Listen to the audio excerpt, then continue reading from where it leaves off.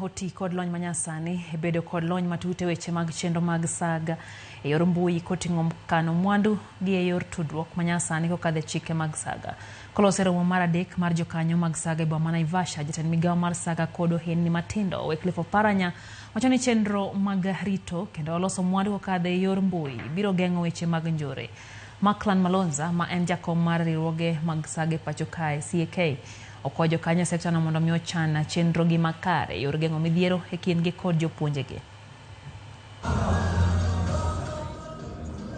The costs associated with acquiring and maintaining technology solutions pose a significant challenge. I urge cooperatives to pool their resources and invest in a shared ICT platform through the 4-tier cooperative structure. So the strength of Kenya cooperatives lies in our unity, our shared purpose, and our dedication to serving our communities. And I ask all the leaders who are here, let us continue to support each other, fostering collaboration, cohesion across all cooperatives in the country.